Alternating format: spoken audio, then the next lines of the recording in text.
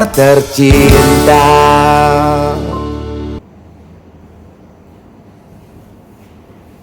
Om Swastiastu.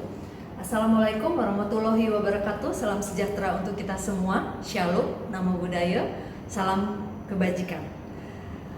Hai, salam jumpa di acara ngosik ngobrol asik KPU Kota Denpasar. Hari ini kita akan ngobrol dengan salah satu anggota KPU Kota Denpasar, Divisi Perencanaan Data dan Informasi atau Divisi Perdatim. Nah, kita akan langsung saja.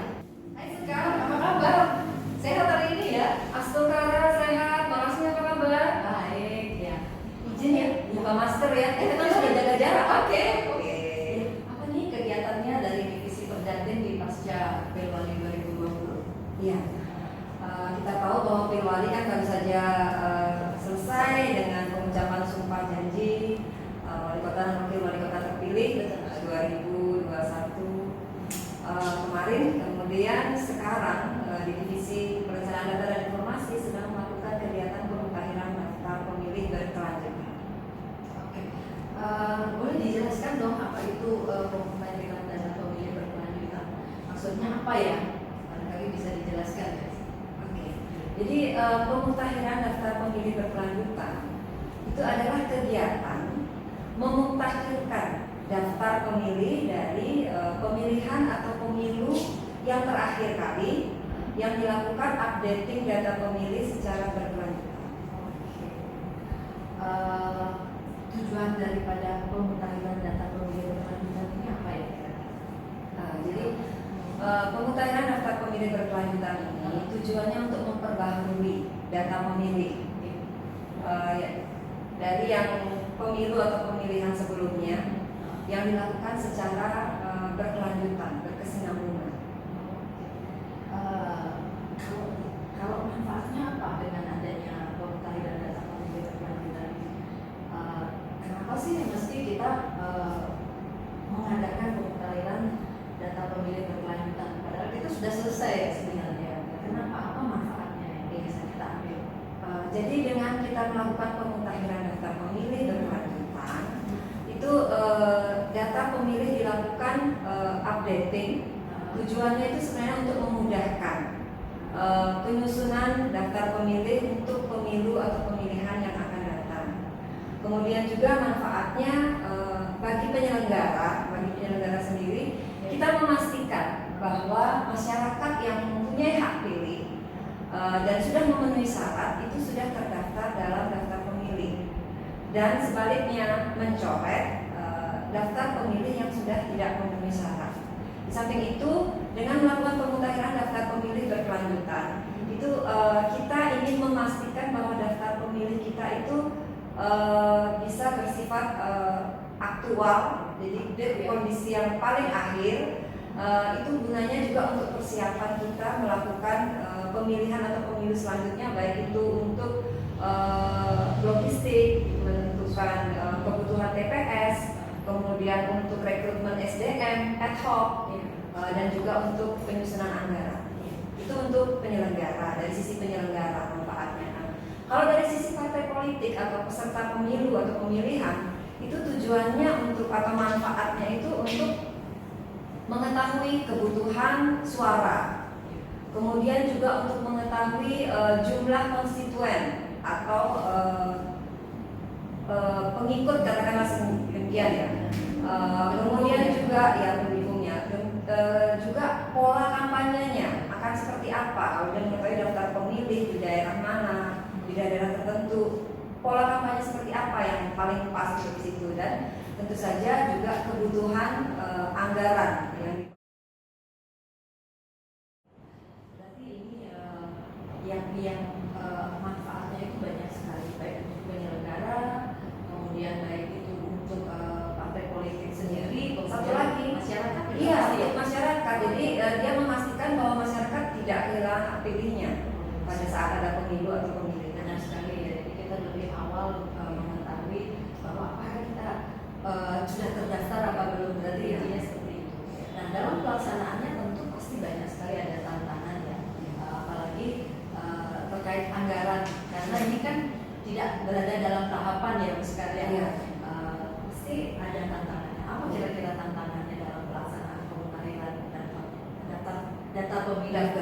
data pemilih berkelanjutan ini apa tantangannya?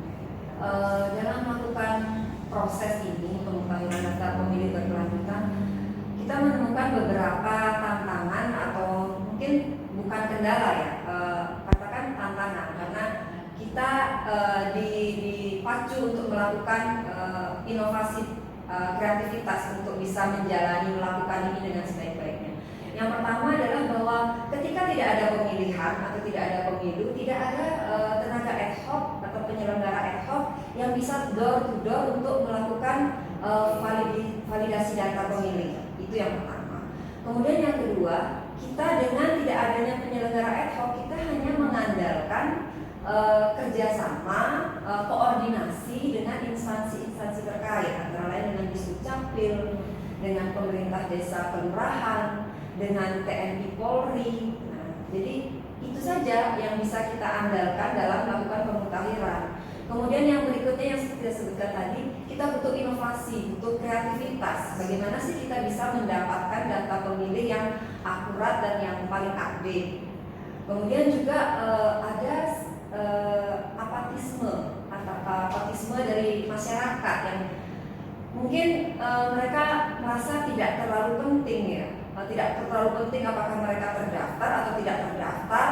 Toh juga nanti kalaupun tidak terdaftar pada hari pemungutan suara masih bisa pakai KTP, datang ke TPS jam 12 sampai 13 ke TPS yang ada di alamat domisilinya itu masih bisa. Jadi mereka cenderung apatis masyarakatnya. Kemudian juga tidak ada regulasi teknis itu yang mengatur secara rigid harus seperti apa sih proses pemutahiran data pemilih berkelanjutan.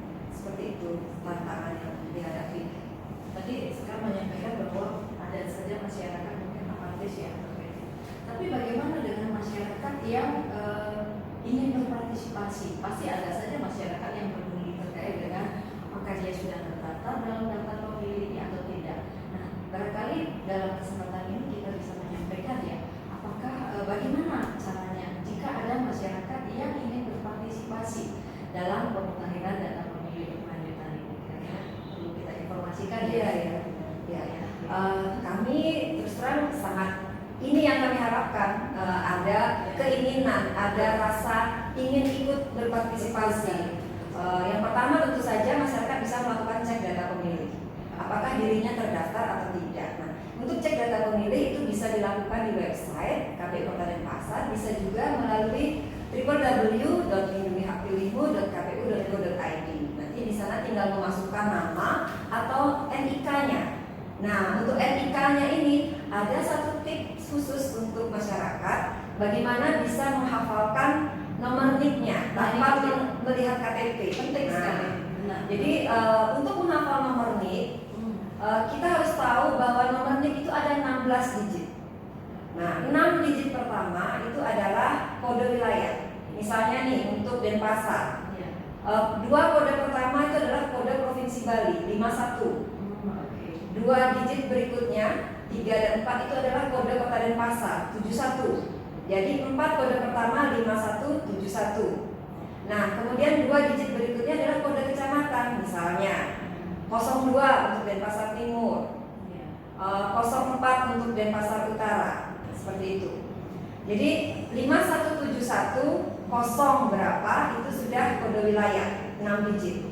Berikutnya 6 digit berikutnya itu adalah tanggal lahir, tanggal, bulan dan tahun lahir. Misalnya seseorang lahir di 10 November 1970, maka 10 11 70 itu menjadi 6 digit di tengah jika yang bersangkutan adalah laki-laki. Oh, beda ya? Ya, tanggal, bulan, tahun lahir.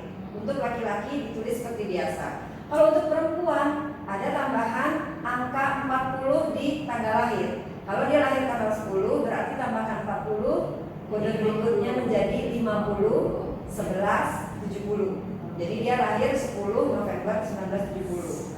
Itu. Nah, kode berikutnya 4 digit berikutnya itu adalah kode pengkodean dari Dukcapil sendiri. Biasanya ada 00001 atau 0002 atau 003 dan seterusnya. Jadi itu tips kita kita bisa menghafal nomor NIK dari sana. Nah, setelah memasukkan nama atau NIK di cek data pemilih, berikutnya yang bisa dilakukan setelah mengecek ternyata tidak ada. Yang pertama misalnya tidak ada. Yang kedua bisa jadi ternyata elemen data saya salah. Misalnya nama saya benar, tapi tanggal lahir saya selisih 1 atau selisih 2 hari. Nah, kan kita ingin melakukan perubahan elemen data, itu juga bisa. Atau juga dia mengecek untuk anggota keluarganya sudah meninggal, ternyata masih tercantum di sana. Nah, ingin melakukan pencoretan atau penghapusan data, itu juga bisa. Jadi ada 3, belum terdaftar, sudah terdaftar tapi elemen datanya salah, atau yang ketiga anggota keluarga yang sudah meninggal ingin dihapus atau dihilangkan dari data pemilih. Nah, itu. Nah, gimana caranya? Yang pertama, secara offline bisa datang ke kantor KPU Kota Denpasar. Kebetulan di divisi data membuka desk layanan data pemilih.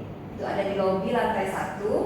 Silakan menghubungi petugas yang standby di sana. Nanti disiapkan formulir tanggapan dan masukan masyarakat. Nanti diisi di sana apa yang ingin disampaikan, tanggapan atau masukan seperti apa. Kemudian yang berikutnya, kalau secara online itu bisa dengan klik website kpu-denpasarkota.go.id. Nanti di sana juga ada cek data pemilih, linknya ada dicantumkan, kemudian juga ada formulir tanggapan dan masukan masyarakat berupa Google Form. Bisa diisi dari form di sana atau bisa melalui WA layanan. Jadi WA layanan pemilih itu ada di 0818 09 12 20 20. Jadi 09 12 20 20 itu kan kemarin tanggal Pilwali ya. Iya. 2020 ya. Iya. Ya, jadi seperti itu yang bisa dilakukan. Baik, luar biasa sekali ya. Jadi informasinya boleh ya kalau saya tahu kira-kira berapa lama layanan desk yang dilakukan oleh KPU Kota Denpasar ya sekalian. Berapa lama ya?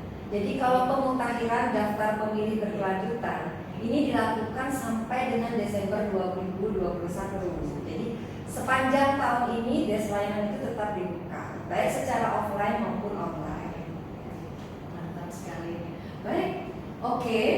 Dalam musik hari ini kita sudah begitu banyak mendapat informasi terkait dengan pemutakhiran data pemilih berkelanjutan. Semoga apa yang sudah kita obrolkan hari ini ya sekalian bisa memberikan manfaat yang baik, yang banyak buat masyarakat Kota Denpasar dan kita semua. Matur suwun ya Sekar. Ya, Mohon maaf jika ada hal-hal yang salah atau kurang berkenan dalam obrolan kita hari ini ya. Sampai jumpa ya di musik selanjutnya. Om Santi Om. Assalamualaikum warahmatullahi wabarakatuh. Salam sejahtera untuk kita